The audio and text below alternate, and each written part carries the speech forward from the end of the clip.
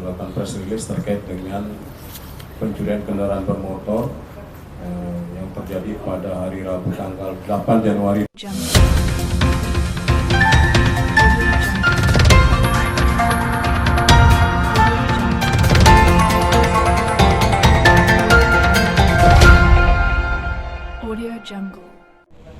Seorang residivis pencurian kendaraan bermotor atau curanmor kembali beraksi di Buleleng. Polisi berhasil mengungkap kasus ini setelah menganalisis rekaman CCTV dan mendapatkan informasi dari masyarakat.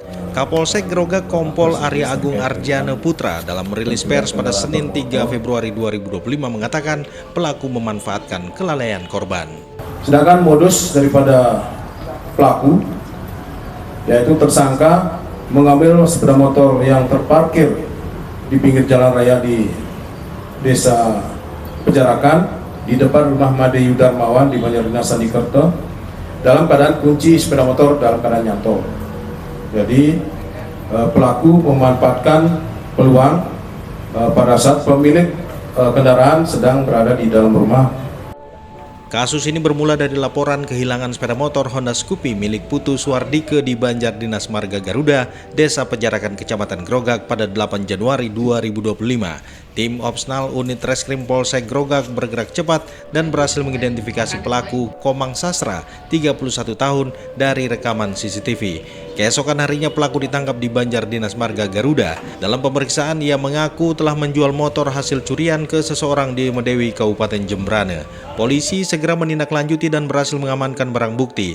Selain kasus ini, Komang Sastra juga terbukti melakukan pencurian sepeda motor Honda Beat di Desa Alasangker, Kecamatan Buleleng dengan modus merusak kabel motor untuk menyalakannya. Motor tersebut telah dijual ke seorang warga di Celukan Bawang seharga 4 juta rupiah.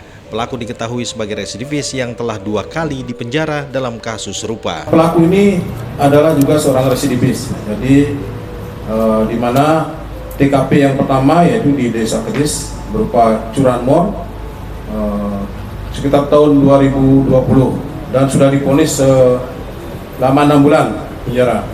Kemudian TKP yang kedua yaitu di Banjarkedis juga curanmor itu tahun 2022 dan sudah divonis selama 2 tahun 6 bulan penjara. Jadi sudah melaksanakan menjalani hukuman sebanyak 2 kali.